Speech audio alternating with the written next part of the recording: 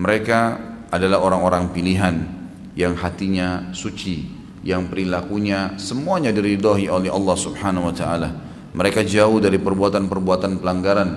Mereka memiliki rumah tangga yang sempurna, pendapatan harta yang sempurna. Bahkan mereka punya kiprah yang sangat besar dalam menyebarkan agama ini.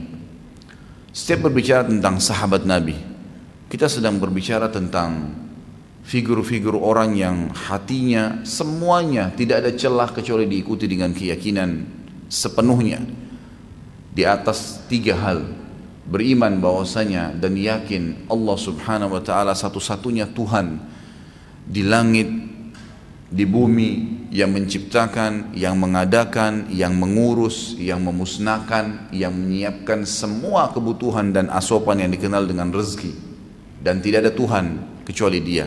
Tidak boleh ada sekutu baginya. Mempartisipasikan makhluk dengan Allah tertanam sangat dalam di dalam hati para sahabat.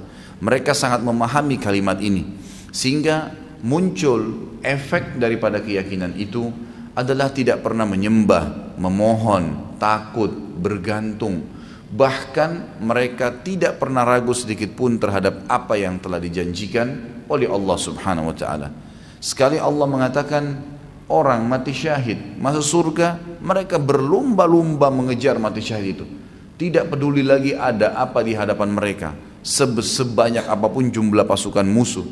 Mereka pada saat mengetahui bahwasanya sholat berjamaah di masjid adalah perintah Allah, maka mereka tidak pernah kehilangan. Sampai Abdullah bin Umar radhiyallahu anhu berkata, kami tidak melihat seseorang di antara kami meninggalkan sholat 5 waktu di masjid, laki-laki terutama, kecuali dia termasuk orang yang ada sifat kemunafikannya. Enggak ada. Sampai beliau mengatakan salah seorang di antara kami, sahabat-sahabat Nabi, kalaupun dia dalam keadaan sakit, maka ditopang oleh kedua temannya di kiri kanannya untuk membawanya sholat hadir di saf masjid. Jadi sangat luar biasa mereka mengerjakan perintah Allah Subhanahu wa taala karena tidak pernah diikuti dengan keraguan. Ini Allah pencipta langit dan bumi, mereka tidak pernah ragu dengan masalah itu, sehingga mudah ya untuk memohon, meminta, menyembah, hanya tunduk dan takut kepada Allah Subhanahu wa taala. Yang kedua yang mereka punya ciri khas yang sangat luar biasa, meyakini tentang kebenaran risalah Nabi Muhammad SAW, dan bahwasanya orang inilah manusia yang paling sempurna secara fisik, paling sempurna secara karakter, sifat, paling sempurna di antara semua nabi-nabi. Dari 124.000 nabi, 313 rasul, mereka sangat tahu dan meyakini sabda Nabi SAW, semua nabi-nabi diutus sebelumku khusus untuk kaumnya, dan aku diutus untuk seluruh alam semesta. Dan mereka sangat tahu bahwasanya Nabi SAW telah bersabda, kalau seandainya Musa dan Isa dua-duanya hidup di zamanku, maka tidak ada pilihan lain kecuali keduanya akan menjadi pengikutku. Mereka yakin adalah seorang figur. Kalau mau diidolakan seseorang yang punya kelebihan fisik, Nabi Muhammad SAW orang yang paling sempurna fisiknya, paras wajahnya tampan, kulitnya putih, rambutnya hitam lebat, dan juga memiliki postur tubuh yang sangat kekar.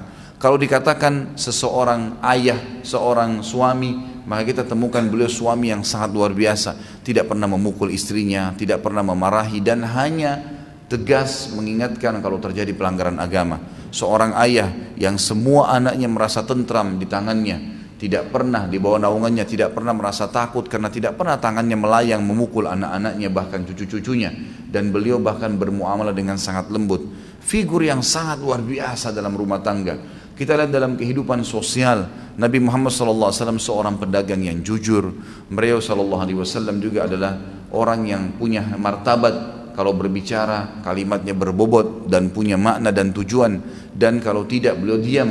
Dan para sahabat sangat faham benar tentang masalah itu, sehingga mereka betul-betul mengidolakan Nabi SAW. Tidak ada lagi orang lain, sampai-sampai apapun yang Nabi SAW ucapkan, ya, titahkan, semua dikerjakan, dan yang lain semua ditinggalkan. Tidak pernah lagi ada opsi lain.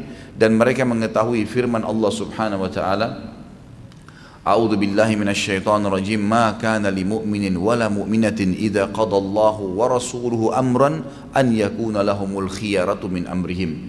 Tidak layak bagi laki-laki yang mengaku beriman dan perempuan juga beriman, yang kalau Allah dan Rasulnya sudah mengambil sebuah keputusan, mereka masih punya opsi-opsi yang lain. Nggak ada lagi. Haram, haram ditinggalkan, halal, halal. Perintah dikerjakan, larangan dijauhi. Tidak ada keraguan dalam masalah itu. Ini ciri khas yang luar biasa, yang semestinya kita tarik dalam kehidupan kita sehari-hari.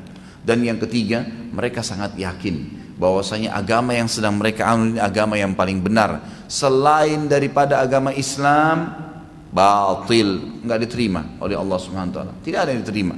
Karena Allah yang berfirman dalam Al-Imran, A'udzubillahi minasyaitonirrajim, innad dina indallahil Islam.